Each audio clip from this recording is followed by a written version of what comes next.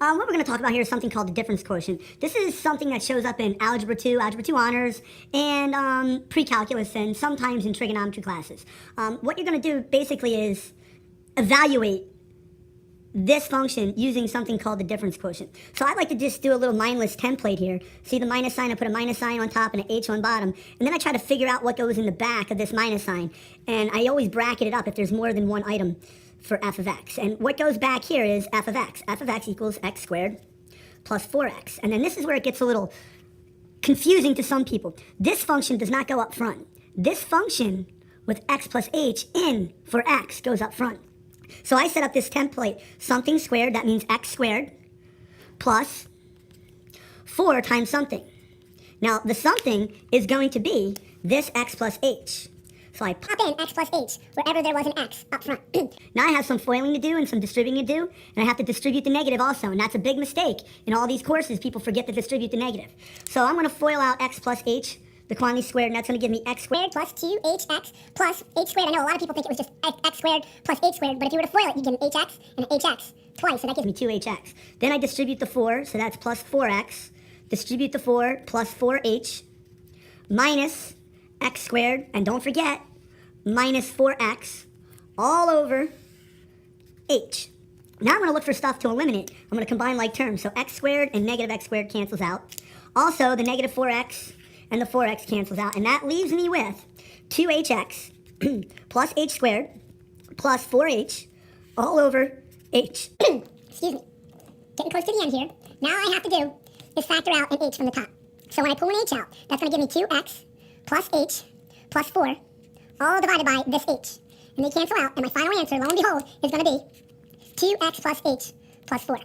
And that's the difference quotient in a nutshell. We're going to do another difference quotient, but notice this time it's actually calculus. With this limit as h goes to 0, this here is one of the first things we do in calculus, is the difference quotient defined as a limit. Now, what that's going to do is break this down a little bit better than when we just did the Algebra 2 version or the pre-calculus version of the difference quotient. This is actually the definition. It's called the definition of the derivative. And same thing, but if you're a little technical about it, you want to write this little designation, the limit, as h approaches 0. Some people say as h goes to 0 in front of every step. I'm going to do my same template, big division bar with the minus sign over h, and now in the back of the minus sign, I want to put what f of x equals. Now in order to do that, I want to put some parentheses around it. And then, again, I want to set up this template up front. So I'm going to put 2 times something squared, that's my 2x squared, plus 3 times something. And that something, running out of room there, that something is going to be the x plus h. So I have to place the x plus h in both of these templates. Now again, it would be really nice to know what the quantity x plus h squared is. And I just happen to know it off the top of my head. It's something you want to, I wouldn't say commit to memory, but if you do it enough, you'll remember that x plus h is going to be x squared plus 2hx plus h squared. I'm going to distribute that 3 plus 3x plus 3h. I'm going to distribute that negative minus 2x squared minus 3x. This is getting a little long.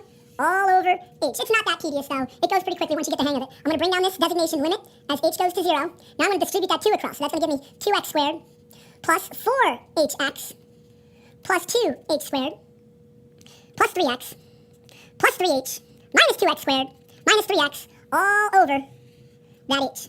Again, I want to see if stuff disappears, and the clue is to work from the back end. You should start to realize that everything from the back is going to cancel out with a few items from the front. So the 3x and the positive, negative 3x and the positive 3x cancel out. The negative 2x squared and the positive 2x squared cancel out. And that gives me this next line. I'm going to write the word limit again. Limit, as h approaches 0, of 4hx plus 2h squared plus 3h all over h. Now in this line, I'm going to simplify it. I'm going to pull an h out. So when I factor that h out, that will give me 4x plus only 2h. Think about it. H times 4 is 4hx. H times 2h is 2h squared, plus 3, because h times 3 is 3h, all over h. Now the h's cancel out. And one more line, limit as h goes to 0 of 4x plus 2h plus 3. Now the deal is, what do I let h equal? It says as h goes to 0, so I throw that 0 in for h. 2 times 0 is 0. So this is going to give me 4x plus 3 as my final answer using the difference quotient. I want to do some limits here. That's what we're going to talk about. And these limits we call using direct substitution. Basically, the limit as x approaches 2 of 5x plus 2. You take this 2 and you substitute it in for that variable. And that's going to equal 5 times 2 plus 2, which is just going to be 10 plus 2, and that's going to equal 12. Not too challenging. This one is a little theoretical. This is basically a line y equals 5. So if I had a line y equals 5 going through there, and that line up there, I'll put it in a different color. That line up there is y equals 5. As x approaches 1, 2, 3, the limit is going to be y equals 5. So the limit of a constant is usually just that constant. So this limit as x approaches 3 of 5 is just 5. You probably don't have to show the work for it. For number 3, the limit as x approaches 7 of x squared plus 1. I'm going to use direct substitution again. So that's going to give me 7 squared plus 1. Well, that's 49 plus 1, and that's going to give me 50. Again, I'm going to try direct substitution. When I throw a 1 in there, that gives me 1 squared minus 1, so that's 0 on top. And then I throw the 1 in the bottom, that gives me 1 minus, That's called indeterminate form. Indeterminate. Maybe it's a minute, I don't know. But, no good. What that means is I have to use a different method. I can't just do direct substitution for this limit. And I notice this top is a difference of 2 perfect squares, so that's going to give me x times x equals x squared. 1 times 1 equals 1, and the signs are going to alternate. And then I notice the x minus 1 on the bottom will simplify with the x minus 1 on top. I'm still going to write the word limit as x approaches 1. I still can't do direct substitution. I'll still get 0 over 0. But once I cancel these out, and that would be a hole. There would be a hole located at x equals 1 because they cancel out. I'm going to find the limit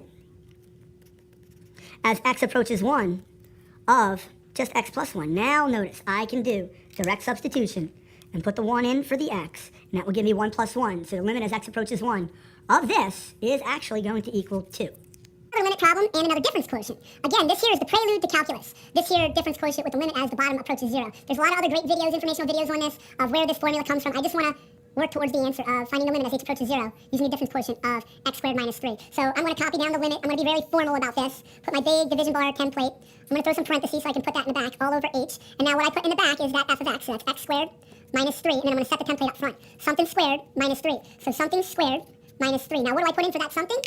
You should start catching on, and I'm going to put this here x plus h in. That goes directly into that quantity, x plus h.